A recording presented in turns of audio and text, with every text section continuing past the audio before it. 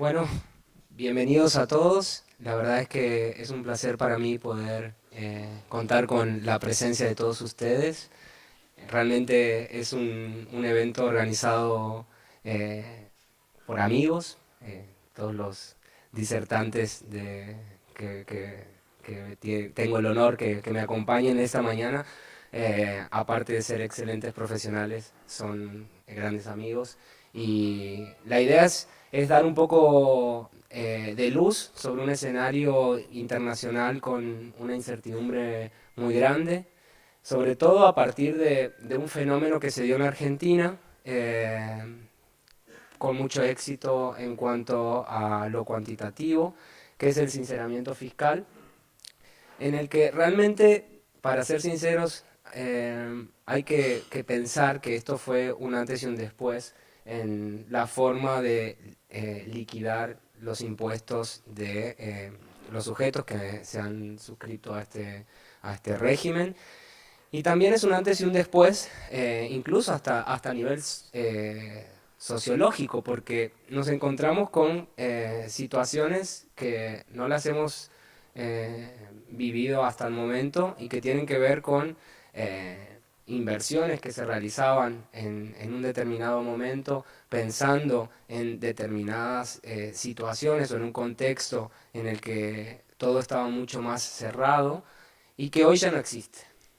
Hay que pensar que ya no hay retorno respecto a determinadas situaciones y lo que vamos a tratar de desarrollar a lo largo de la mañana es cómo un nuevo escenario internacional afecta incluso la decisión de muchos argentinos que decidieron suscribir el blanqueo y cuáles son las consecuencias de esas inversiones que hoy por hoy, o esos activos que hoy por hoy están exteriorizados a raíz de la normativa actual vigente y cómo eso va cambiando a medida que cambian los diferentes países.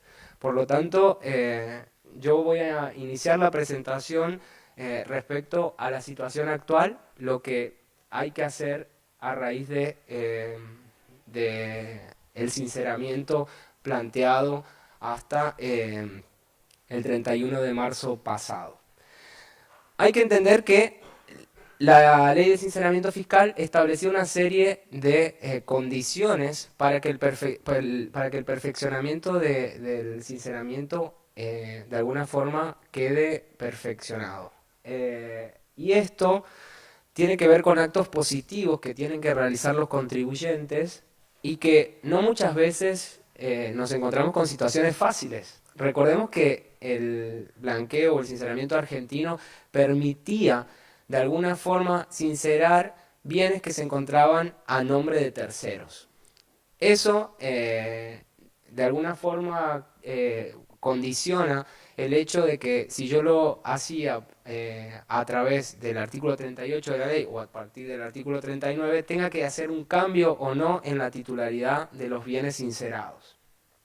Entonces, los bienes que se exteriorizaban, sinceraban a través de una persona, un contribuyente argentino, que se encontraban a nombre de terceros, tendrían que pasar a estar a nombre del titular, de quien hizo el sinceramiento antes del vencimiento de la declaración jurada del año 2017. Por lo tanto, esta situación hace que estemos condicionados a que si esto no ocurre, el sinceramiento se cae y prácticamente es la pérdida de todos los beneficios y puede significar la pérdida del patrimonio si uno tiene en cuenta los intereses y las sanciones que caben sobre eso.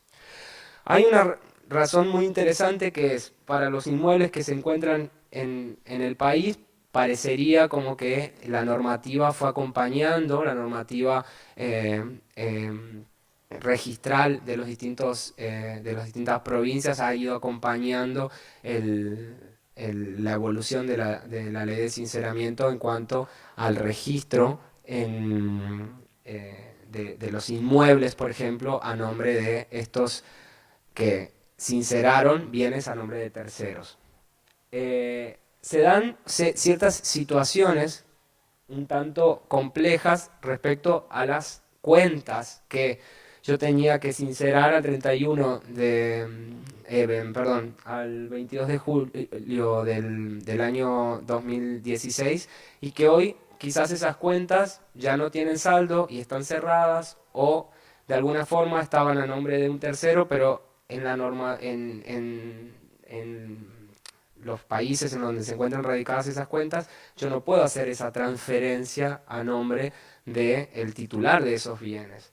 Entonces, deberíamos tener en cuenta que para aquellos casos en los que la ley del sinceramiento plantea una situación en la que me veo obligado a hacer la transferencia de la titularidad de los bienes a favor de quienes sinceraron, se encuentra impedida por la legislación del país en donde se encuentran radicados estos bienes, porque claramente si yo tengo una cuenta en Estados Unidos que estaba a nombre de un tercero, y la declaro a mi nombre porque el sinceramiento fiscal argentino me lo permitía, no voy a tener posibilidades de hacer esa transferencia de titularidad tan fácilmente. Por lo tanto, de alguna forma tengo que probar que ese dinero o de alguna forma no, lo transfería a una cuenta que sí se encontraba a nombre del titular de la cuenta, o dejar constancia del rechazo por parte de la entidad financiera, en este caso, de que ese cambio de titularidad no es posible, como para poder sustentar que al 22 de julio esos bienes estaban a nombre de terceros, pero que al vencimiento de la declaración jurada del año 2017 yo no lo pude de alguna forma transferir para cumplir con la condición sine qua non que se da en la ley de sinceramiento fiscal. Esta situación habla de los grises en los que estamos trabajando y sobre la incertidumbre que tenemos a nivel local para poder cumplimentar la ley de sinceramiento fiscal. Después tenemos la situación de los inmuebles. Imaginemos inmuebles que se encontraban a nombres de terceros en el exterior y que de alguna forma se sinceran a nombre de una persona física. Aquí tenemos que discriminar a aquellos que de alguna forma estaban eh, encuadrados dentro del artículo 38 de la ley, que de alguna forma eran familiares, para poder resumirlo de alguna manera, que tenían bienes en el exterior y que yo los declaro en cabeza personal. Esta situación, en algunos países yo no puedo ir y plantear que la transferencia se haga a título gratuito, como se plantea en la Argentina, más allá de la conceptualización de que la operación es o no a título gratuito, y que pueda hacer esa transferencia registral. No puedo ir al registro de Uruguay y pedir que se transfiera un inmueble que estaba a nombre, no sé, de mi padre, que pase a estar a mi nombre sin ningún costo. Entonces deberíamos tener en cuenta también el rechazo del organismo registral en Uruguay sobre ese tipo de operaciones, como para poder fundamentar que esto no ha sido de alguna forma una actitud dolosa, o que no hay por detrás una planificación que de alguna forma trate de evitar esta situación.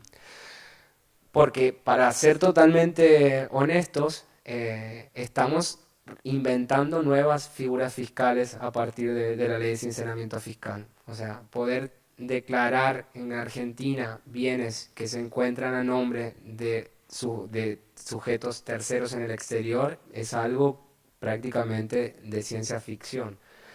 Y es así, realmente. Con lo cual, estas dos situaciones creo que son de las más conflictivas al momento de poder avanzar y cumplimentar la norma eh, tributaria de la ley de sinceramiento. En un segundo planteo, justamente nos vamos a referir a las entidades del exterior. Y ya nos vamos metiendo un poco más en aquellas situaciones que tienen que ver con la existencia de sujetos terceros que de alguna forma tenían bienes en el exterior.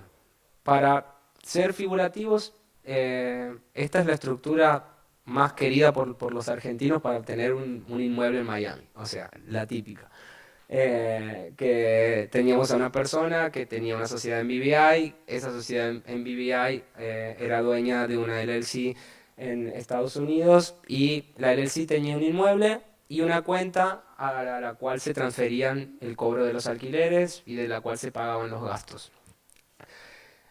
Por los beneficios que otorgaba la ley de sinceramiento para sincerar inmuebles en cabeza de la persona física, es decir, desconociendo toda la estructura subyacente, que realmente hacía que vos puedas tributar el 5% sobre ese inmueble y de lo contrario tenías que hacerlo a una alícuota del 10% de este impuesto especial del sinceramiento y la base de cálculo también se veía afectada, es que el consejo que se dio a todos los sujetos que estaban en esta situación era que el inmueble de alguna forma salga de esta estructura a efectos del sinceramiento fiscal, se declare en cabeza de la persona física y la cuenta podías declararla en cabeza de la persona física o dejarla a nombre de las sociedades. Eso no tenía cambio, porque el cambio en el tratamiento y en el costo estaba dado por los inmuebles particularmente.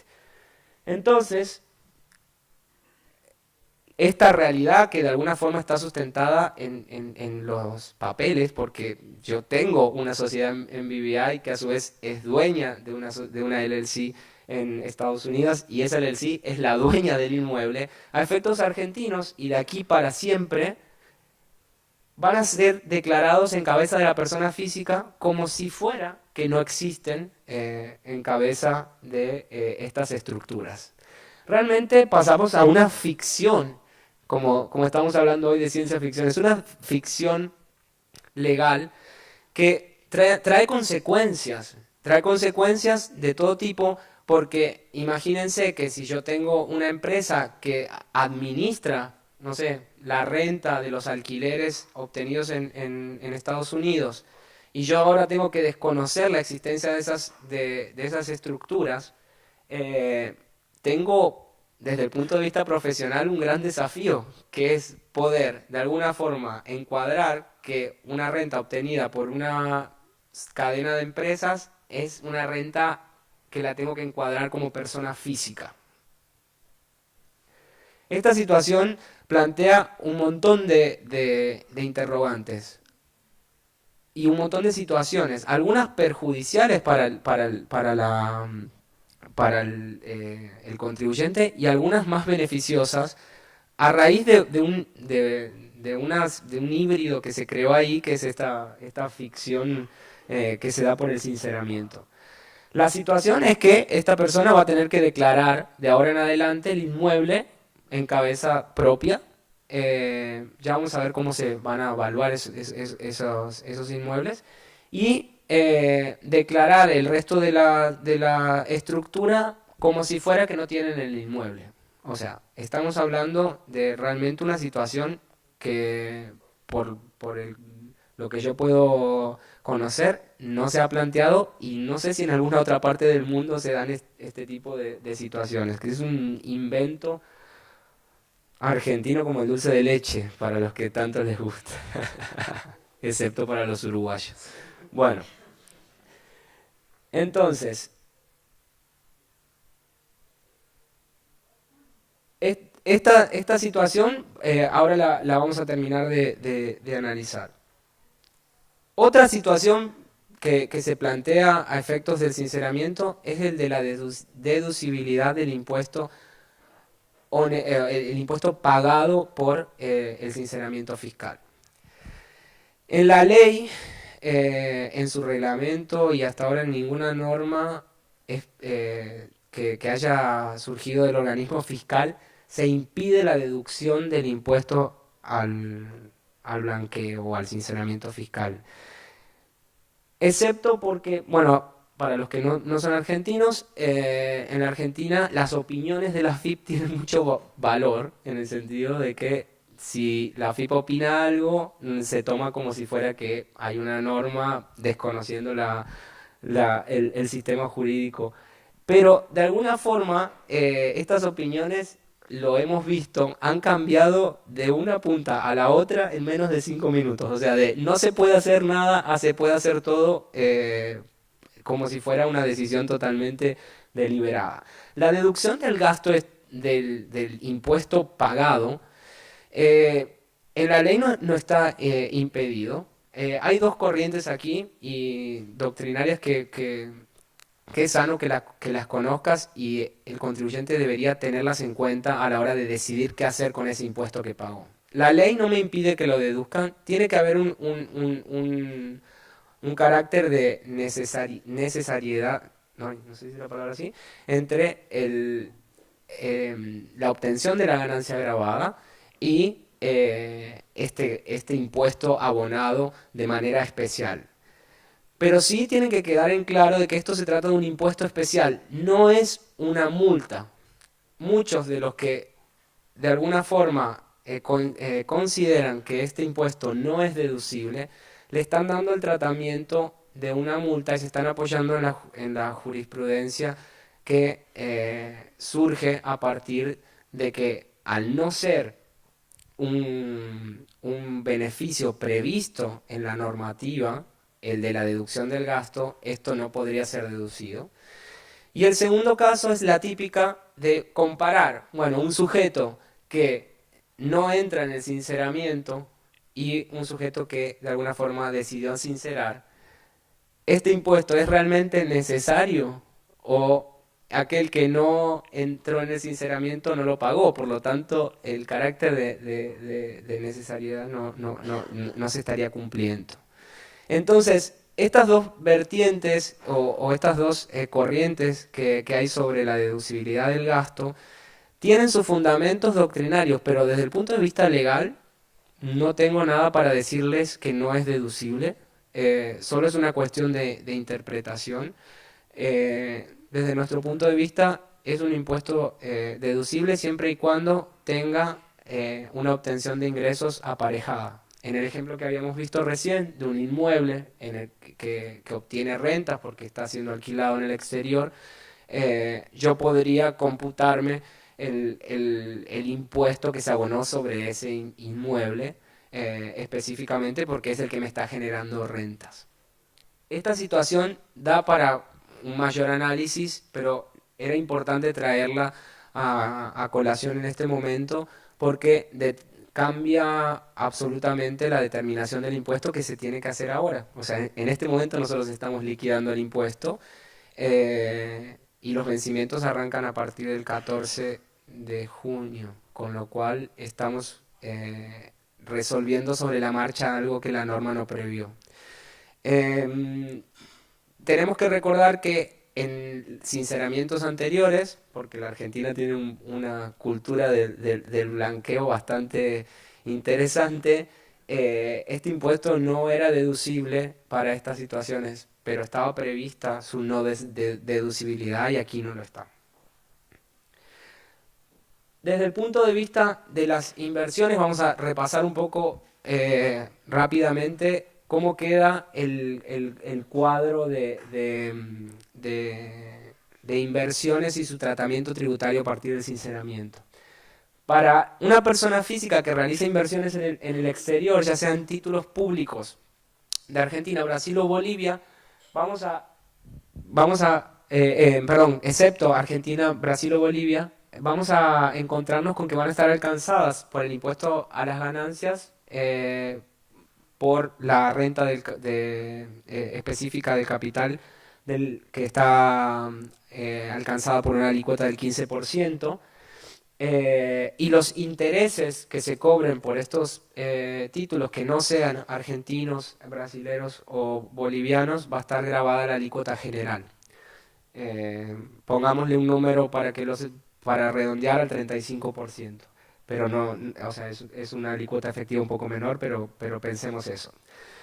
Tenemos que recordar que todo el impuesto pagado en el exterior, por artículo primero de nuestra ley del impuesto a las ganancias, me lo puedo computar como tax credit, es decir, las rentas que están alcanzadas por este impuesto específico del 15% o los intereses que también están alcanzados podrían disminuirse en función a lo que hayan tributado en el exterior. Y ahí dependen en dónde estén colocadas estas inversiones. Dado que tienen un tratamiento distinto, por ejemplo, si están en Suiza o si están en Estados Unidos, eh, con lo cual lo que yo me retienen por ese impuesto me lo podría deducir como tax credit. Estas inversiones en el impuesto a los bienes personales van a estar alcanzadas. Recordemos que el impuesto sobre los bienes personales en Argentina tiene una alícuota decreciente en cuanto a su monto, en cuanto a la tasa que se paga y un mínimo exento que va aumentando, un mínimo imponible que va aumentando para los próximos 3 años. Pero estaría alcanzada también a la alícuota general, que ahora es del 0,75. Y el impuesto que se paga sobre esas inversiones que realizo, el impuesto sobre los bienes personales, es deducible también en la liquidación del impuesto a las ganancias que estamos viendo. Discriminamos a Brasil y a Bolivia porque por convenios suscriptos no están alcanzados por el impuesto a las ganancias. Esto siempre y cuando sean títulos públicos emitidos por el Estado brasileño, no así obligaciones negociables que emitan empresas brasileñas, con lo cual hay que discriminar ese tratamiento. Por lo tanto, no voy a tener tax credit por el impuesto a las ganancias, pero sí van a estar grabadas en el impuesto sobre los bienes personales, y sí ese impuesto sobre los bienes personales podría ser deducible, pero ahí quedó mal porque bueno, no estaría alcanzado por el impuesto a las ganancias. Para el caso de los títulos públicos y privados de Bolivia, aquí la exención es un poco más amplia, no está alcanzado por ninguno de los impuestos, ni el impuesto a las ganancias ni el impuesto sobre los bienes personales. Bien, para las acciones, excepto las acciones que se operen en Argentina y las acciones brasileñas, van a estar alcanzadas obviamente por el 15%, por esta alícuota especial del 15%. Los dividendos que distribuyan las sociedades van a estar grabados también a la alícuota general. Voy a poder computarme ese tax credit. El impuesto sobre los bienes personales va a estar grabado por el BPP de las acciones y va a ser deducible ese impuesto que se abone. Para las acciones de Brasil no van a estar alcanzados por el impuesto a las ganancias, por lo tanto no va a haber tax credit, pero sí van a estar grabados en el impuesto sobre los bienes personales. Ahí la deducibilidad tampoco aplica, está mal. Para los fondos comunes de inversión, como lo que se produce es un cobro de intereses, siempre estamos hablando de inversiones que van a estar alcanzadas a una alícuota general del 35%. Sí voy a poder computarme el tax credit, en el impuesto sobre los bienes personales va a estar grabado y ese impuesto a su vez es deducible. Lo mismo para todo tipo de cuentas o de inversiones, cualquier tipo de interés que se cobre va a estar grabado y a su vez está grabada la tenencia. Esta situación de alguna forma me está hablando del día después, es decir, yo ya sinceré y a partir de ahora tengo que empezar a tributar. Y voy a empezar a tributar con este esquema. Por lo tanto, la planificación fiscal que se haga de las inversiones tiene un rol fundamental, y un rol fundamental entre el asesor tributario y el asesor de inversiones. O sea, ya no solamente como se venía trabajando hasta este momento, el asesor de alguna forma en materia de inversiones es suficiente como para poder saber si una inversión es rentable o no, porque según donde esté radicada va a tener un tratamiento diferencial en el impuesto y eso me puede marcar la rentabilidad directa que el contribuyente va a tener o el sujeto va a tener de su cartera de inversiones. Luego se presenta la situación que un poco venimos hablando de personas físicas con estructuras propias del exterior. En el exterior. Esto es no para quienes hayan sacado el inmueble este del que habíamos hablado, sino para aquellos que tengan estructuras directamente en el exterior con otro tipo de inversiones o que hayan por alguna razón decidido dejar el inmueble dentro de estas sociedades. Tenemos que recordar, ya que hay gente de muchos países, y esto es un gran desafío, que la Argentina hoy tiene el listado de países cooperantes más grandes que pueda existir. O sea, piensen en cualquier paraíso fiscal y yo los desafío a que para nosotros es un país cooperante y por lo tanto no aplican normas de CFC. Así que realmente todo el esquema que vamos a ver, sobre todo el tratamiento que se le da a una corporate en una corporation en Estados Unidos, es el mismo que se le puede dar a una sociedad en BVI, en Andorra, en Hong Kong, en la isla de Man. O sea, tenemos convenios de intercambio de información con todos ellos, en realidad son convenios de colaboración que hacen que ninguno sea considerado un paraíso fiscal, por lo tanto, no se consideran transparentes. O sea, aunque en esos países ni siquiera estén obligados a llevar contabilidad, ni siquiera tengan ningún tipo de obligación. O sea, es algo que no sé por cuánto tiempo va a durar, pero realmente es algo que no pasa en otros países. Entonces, una sociedad en una LLC, bueno, la compraventa de esa sociedad va a estar alcanzada por el 15%. El resultado más el tax credit, o sea, más el impuesto que se pague en Estados Unidos, va a estar grabado a la alícuota general. Obviamente me voy a poder computar el tax credit siempre y cuando se haya pagado antes del vencimiento de la declaración jurada. Es un punto muy importante. Y el impuesto sobre los bienes personales va a estar grabada al BPP o al valor del patrimonio de la LLC. Ahí después, cuando Enrique tenga la palabra, nos va a contar porque hay muchas novedades en relación a la LLC que por ahí están fuera de nuestra órbita. Y bueno, el impuesto obviamente es deducible en el impuesto a las ganancias, el impuesto sobre los bienes personales. En una corporación, en una sociedad anónima de Estados Unidos, la compra-venta de acciones también va a estar alcanzada por el 15%. Aquí los dividendos y el tax credit van a estar grabados a la alícuota general, siempre y cuando haya distribución de dividendos, obviamente. El tax credit también será computable y lo mismo es el tratamiento por BPP y deducibilidad en el impuesto sobre los bienes personales. En las sociedades cooperantes, o sea, de países cooperantes, que son todos estos que les digo, que hoy entran todos los paraísos prácticamente, el tratamiento es el mismo. Entonces estas estructuras sirven para de alguna forma diferir el pago del impuesto hasta tanto haya una distribución efectiva de dividendos que estén alcanzadas. En la estructura que veíamos hoy, si la sociedad de BVI no distribuye dividendos, yo no voy a tener dividendos grabados en la Argentina. Por lo tanto, funciona como si fuera una sociedad de cualquier país que no sea considerado un país, un paraíso fiscal. Y para el caso de los inmuebles, bueno, aquí viene una parte que a razón de la ficción legal que se crea, de alguna forma beneficia el hecho de haber sincerado bienes en cabeza de la persona física.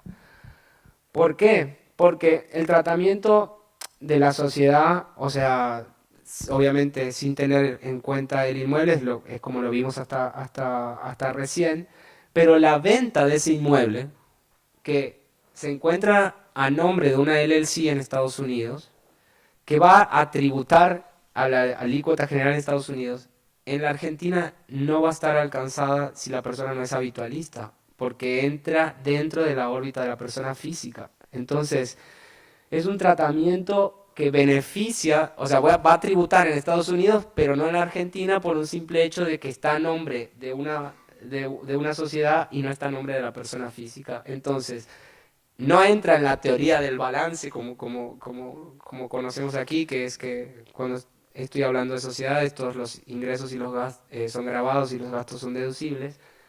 Eh, pero la excepcionalidad en el tema de la habitualidad para este tipo de sociedades desaparece y sí tengo que tenerla en cuenta si está a cabeza de la persona física, en cabeza de la persona física.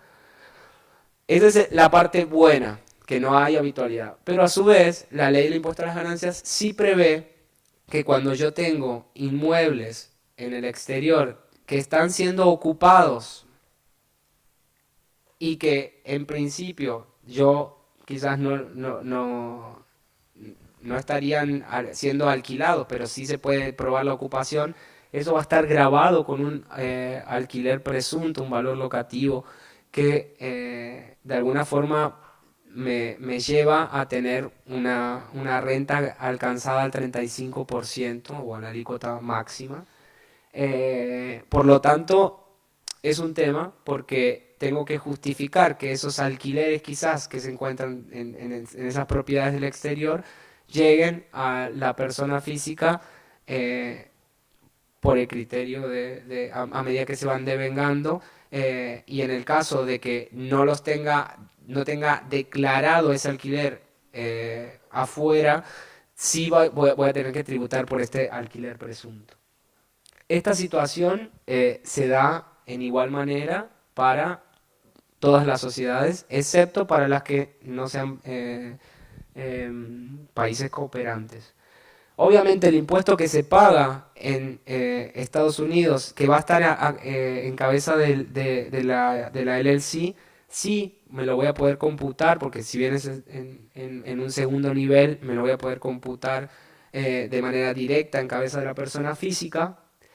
Y acá viene otro de los problemas, que para el impuesto sobre los bienes personales, estos inmuebles van a tener que estar valuados a valor de mercado, eh, que bajo la estructura de la sociedad, esta revaluación anual de inmuebles no era necesaria. Pero ese impuesto sí va a ser deducible de el impuesto que generen, el impuesto a las ganancias, o sea, del impuesto a las ganancias que se generen. Por lo tanto, aquí tenemos esta situación novedosa que es, bueno, yo voy a tener este inmueble en cabeza personal, no voy a tributar el impuesto a las ganancias cuando lo venda, pero sí lo voy a tener que tener ocupado, alquilado, o de lo contrario, si lo tengo ocupado y no tengo declarado un alquiler, lo voy a tener que tributar bajo la presunción de la ley del impuesto a las ganancias. Con lo cual, este tipo de inversiones pasa a tener un tratamiento totalmente distinto. Habrá que tener un poco de paciencia y de alguna forma de poder manejar las expectativas respecto a cuál es el futuro de esto. La ley del impuesto a las ganancias obliga a una reforma tributaria en el próximo año y ya se ha creado una comisión compuesta por senadores y diputados, con lo cual todo esto de lo que estamos hablando de alguna forma debería ser tenido en cuenta para ver de qué manera se van a resolver estas situaciones tan ficticias que han quedado de alguna forma en nuestro sistema, más allá de lo que pase y de la incertidumbre que tenemos respecto al contexto internacional, que es un poco de lo que vamos a hablar más adelante. con esto termino mi presentación, así que Muchísimas muchas gracias. Muchísimas gracias. Al final...